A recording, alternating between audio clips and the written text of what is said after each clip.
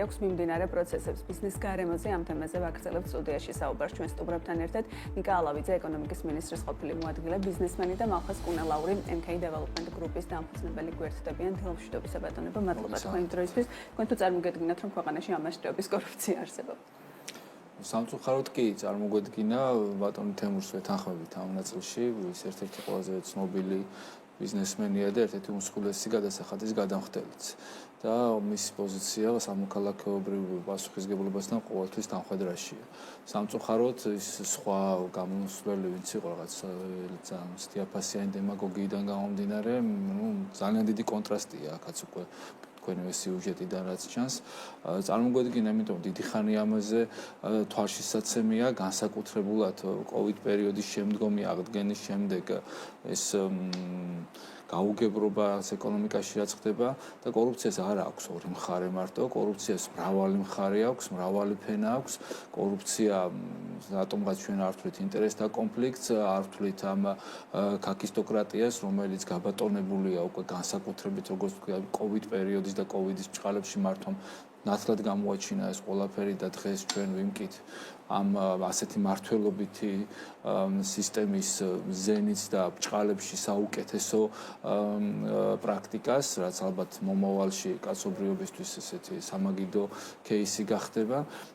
ჩვენ კორუფციას აქვს მრავალი სახე, როგორც სისტემური კორუფცია, რაც ჩვენ ვიხილეთ და ასაც ვუყურებთ. საუბარი არ აქვს ეს სახელებზე.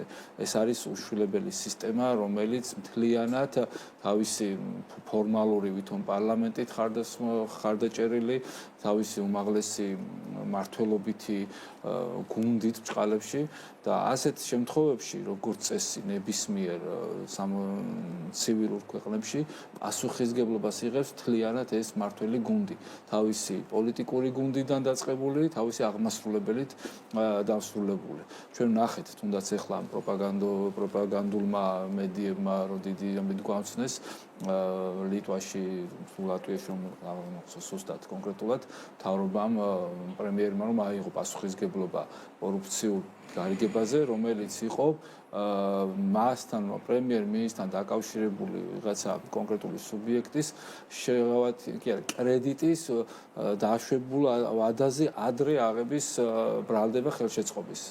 ანუ დამტკიცებულიც იყო და მხოლოდ აი ამ ფაქტორის გამო აიღო მთავრობამ პასუხისგებლობა და გადადგა მთლიანად. ჩვენ კიდევ ვუყურებთ სისტემურ კორუფციას, რომელზეც ბევრი მტკიცებულება, ბევრი ფაქტი მეტყველებს, უამრავი გამოძიება იყო, როგორც ესეთი ავტორიტეტული ჟურნალისტური გუნდების და გამომძიებელი ჟურნალისტების, ასევე დიდი არასამთავრობო ორგანიზაციების შესაბამისი ფაქტები და მტკიცებულებები და უბრალოდ რატომღაც გადანაწილდა ეს ერთ ადამიანზე და გვესმის ის, რაც გვესმის ახლა, რაც დამაზიანებელია ქვეყნის მომავლისთვის, დამაზიანებელია ნებისმიერი საქმიანი სამომავლო რეპუტაციისთვის და ნებისმიერი ბიზნესისთვის. ეს რაღაცა ოპოზიციური თუ არა ოპოზიციური ბიზნესი არის, ბიზნესი ის ემსახურება ყველას და ის ქმნის დოვლათს. და რა თქმა უნდა, ეს არის ორიენტირებული მოგებაზე. თუ უნდა ჩაეფლოს ამ ინტერესთა კონფლიქტით გაღვივებულ, გამყარებულ რაღაც არაჯანსაღ სისტემაში, ბიზნესაც რაღაცა დროის შემდეგ მოუწევს, ან მთლიანად აორთქლდეს ამ გარემოდან ამ ქვეყნიდან, ან გახდეს ისიც იგივე ტიპის მოთამაშე და ვისაც მეტი ჭყალებში გაუვა, ვის გაიტანს და იქნება მე ჩვეულებრივი დემაგოგი. მადლობა. მადან მალხაზ, თქვენ როგორ აფასებთ არსებულ მდგომარეობას, რამდენად აისახებოდა არსებული კორუფცია, რაც ვიცით და რაც არ ვიცით ბიზნესსა და ზოგადი შეფასება როგორია იმ ყველაფერზე? მევესალმები მაყურებელს, მინდა ვთქვა, რომ ეს არა მხოლოდ ბიზნესს, არამედ ქვეყნის ალბათ ყველა მიმართულებას, უშუალოდ თითოეულ მოქალაქეს ძალიან მძიმე ტვირთად აწვება და დააწვება მომავალშიც ის გარემო, რა გარემოშიც დღეს ჩვენ ვიმყოფებით და აი მოკლედ დრო ვთქვათ, ეს არ არის ესეთი მოკლე საუბრის საგანი, მაგრამ ჩვენ დღეს მიუხედავად ისა, რომ ანუ ჩვენ განვითარებული ყავით, ჩვენ შევქმნით ჩვენმა სახელმწიფომ, თუ შეიძლება ითქვას ესე და ხელისუფლებამ შექმნა ძალიან გაუმჭვირვალე, აბსოლუტურად უპროგნოზო ეკონომიკური გარემო და ის ეკონომიკური ციფრები, რომელ ციფრებზე ჩვენ გვესაუბრებიან, არანაირ გამჭვირვალე პროცესებს არ ემყარება. ჩვენ ვხედავთ, რომ რეალურად საქართველოს და საქართველოში არსებული გარკვეული ჯგუფები, სახელისუფლებო თუ ხელისუფლებასთან დაკავშირებული კერძო ჯგუფები არიან გადაქცეული რეალურად იმ სინდიკატებად, რომ რა შეიძლება ვის რა ერგება და რაზე მიუწვდება ხელი, რომ თუ შეიძლება ასე ითქვას, ფული იშოვოს. ანუ ორად შეიძლება ეს საკითხი გაიყოს. ერთი ეს არის ადგილზე ხალხის თანხების მოპარვა და რასაც იმხელა მასშტაბი ალბათ ვერ ექნება, იმიტომ რომ ჩვენ ქვეყანას ისეთი დიდი რესურსები არ გააჩნია და მეორე მე ვფიქრობ, რომ საქართველოს გადაქცეული არის აი უკრაინის და რუსეთის ომიდან გამომდინარე იმ ფაქტორის გათვალისწინებით, რომ რუსეთში და მასთან დაკავშირებულ ქვეყნებში არის ძალიან დიდი რაოდენობის ფული, ეგრეთ წოდებული შავი ფული, რომელიც ლეგალური მიმართულებაც ჩაეკეტათ ამ ოლიგარქებს თუ რუსული პოლიტიკის წარმომადგენლებს, ჩაეკეტათ ევროპაში და ცივილიზებულ სამყაროსთან და მათ ეს ფული სწორედ იქ ჭირდებათ მათი ოჯახებისთვის და მათი ცხოვრებისთვის და ისინი ამ ფულს რუსეთში არ ხარჯავენ.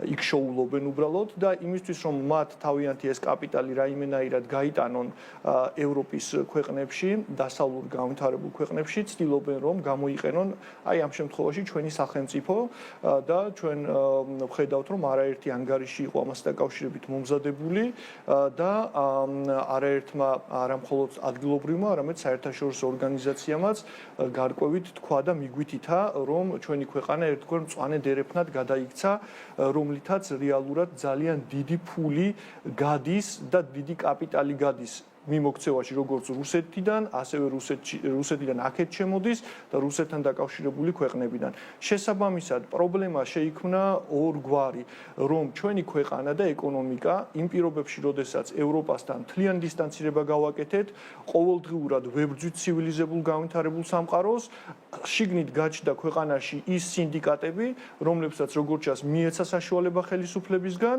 და თვითონ ხელისუფლება გაჩნდა ესეთ სინდიკატად.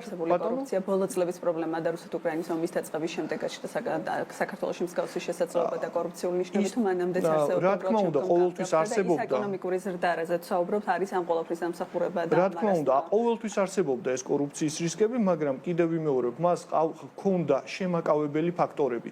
ჩვენი ქვეყნის შემაკავებელი ფაქტორები და კორუმპირებული პირების და გათავხედებული ხელისუფლის შემაკავებელი ფაქტორი იყო ძირითადად ანგარიშვალდებულება საერთაშორისო თვალსაზრისით. რა დროსაც ვიღაც როდესღაც პარტნიორების სიტყვას ითვალისწინებდა, ჰქონდა იმისი საფრთხე, რომ შეიძლებოდა საქართველოს ევროპული მომავალი ან ის დემოკრატიული პროცესი დამდგარიყო ეჭქვეშ. დღეს ჩვენ ვხედავთ, რომ ყველა ეს საზღვარი და წითელი ხაზი არის გადალახული არავის მიმართ ადგილობრივ ხელისუფლებაზე და მის მხარდამჭერებზე ვსაუბრობ, არა აქვთ არანაირი წინდახედულობის აი ეს რაიმე პასუხისმგებლობა ქვეყნის და მისი ევროპული მომავლის წინაშე, არც ერთი მეგობრის და არც ერთი ჩვენი ესე იგი მხარდამჭერის რჩევას ისინი აღარ ითვალისწინებენ და არ შეიძლება ამ დროს მხოლოდ საკუთარი თავით გააკეთო რაღაცის ესე იგი გაზომვა, მხოლოდ საკუთარი თავით შეძლოთ საკუთარი აი ამ კორუფციული მიდრეკილებების დაბალანსება, როდესაც ყველა განსხვავებული აზრი არის შენი მტერი და deep state-ის წარმომადგენელი, მხოლოდ შენ გრჩება მაშინ იმისი შესაძლებლობა, რომ ან გვაჩვენო როგორი კარგი ხარ, ან გვაჩვენო როგორი ცუდი ხარ და ჯერჯერობით ვხედავთ, რომ თურმე მხოლოდ საკუთარი თავის კონტროლით მივიღეთ ის შედეგები, რომ ვისაც რა შეუძლია იმას იპარავს. ზოგი ადგილობრივი ბიუჯეტიდან, ზოგი კიდე საქართველოს გავლით რუსული კაპიტალის გათეთრებით არის დაკავებული. მადლობა ბატონო ხას, ბატონო ნიკა, ამ რეალობაში რამდენად შეიძლება ველოდოთ, რომ საქართველოში შეიძლება დაინტერესდნენ უცხოელი ინვესტორები და ეს ყველაფერი ჯამში რა გავლენას ახდენს ქვეყნის რეიტინგზე საშუალო და გრძელვადიან პერიოდში ეკონომიკური ზრდაზე? კი, ეს ყველაფერი რა თქმა უნდა ძალიან ნეგატიურ გავლენას ახდენს და მოახდინა უკვე და ჩვენ უკვე ვიმკით ამ ნეგატიურ მომენტებს. მოახსოვს წლის დასაწყისში ჩვენი რეიტინგები ყველა მსხვილმა სარეიტინგო ორგანიზაციამ გაგვიუარესა, მოლოდინი იყო პოზიტიურიდან ნეგატიურისკენ გადავიდა და ასევე მოგცეს ესეთი საგზაო რუკაც. მაშინ ერთგვერდიანი დოკუმენტი ყველამ სამივემ, მათ შორის საერთაშორისო სავალუტო ფონდმაც, ბევრს მაინც არ კითხულობს მთავრობას არ ცალიაო და ერთი გვერდიანი რაღაცები დაუწერეს და იქ იყო ძალიან კონკრეტულად მოცემული და ასევე ხაზებს შორის შესაძლო კორუფციაზეც იყო მაშინვე მითითებები.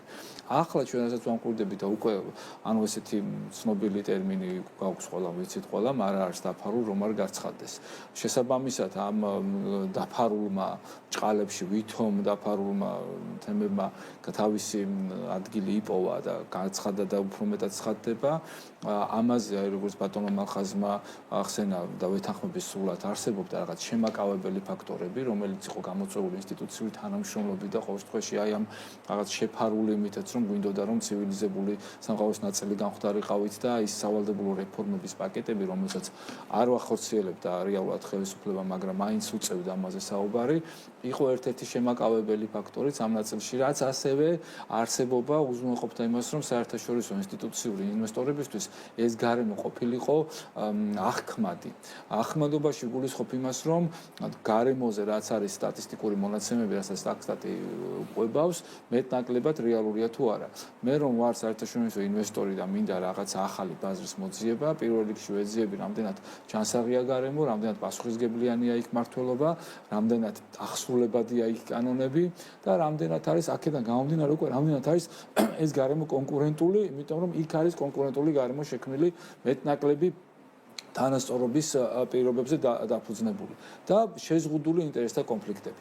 თუ ეს ყველაფერი საპირისპიროა, რა თქმა უნდა, ჩდება სხვა ტიპის ინვესტორი, არაჯანსაღი, არაკეთილსინდისიერი, ამ რომელიც ამ სანქციების და საერთაშორისო თამაშის წესების მოწინააღმდეგეა და რა თქმა უნდა, ტერორისტულთან ან ტერორისტულთან გათანაბრებული ფინანსური ჯგუფებისთვის უფრო საინტერესოა ეს გარემო და ადეკვატურად ჩვენ ხვდებით ასეთი ჭყალებში ინვესტორებისთვის საინტერესოები. მადლობა, მოკლედ რომ შევაჯამოთ ჩვენი საუბარი და ორივესთან მექნება შეჯამებისთვის ეს კითხვა, შეგვიძლია ვთქვათ, რომ დღეს საქართველოში კორუფცია სისტემურ დონეზეა.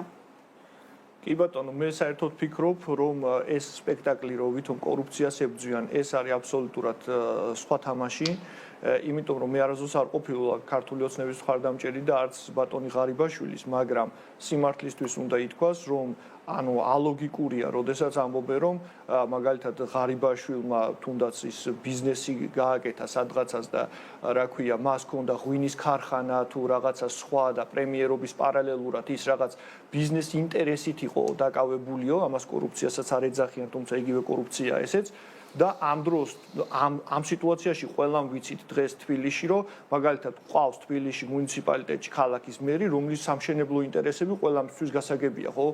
ანუ შესაბამისად, მოდი ესე ვთქვათ, რა ქვია, ვიღაცისთვის როცა პოლიტიკურ თანამდებობაზე იმყოფება და ბიზნესია და ვიღაცისთვის ბიზნესი მერე კორუფცია აღმოჩნდება და როდესაც ჩვენ უამრავი საგამოძიებო მასალა ვნახეთ, ხო, ტელევიზორში მათ შორის იყო საუბარი ამ საგამოძიებო ჟურნალისტიკაზე, სადაც აჩვენეს უამრავი, მათ შორის მუნიციპალიტეტის მერიაში, მე არავის პირადად არ ვერჩი, მაგრამ თუ სტანდარტია, სტანდარტი უნდა იყოს, ვიღაცის სახლები, ვიცემერის, ვიღაცის ყოფილის მე ვსაუბრობ, ხო?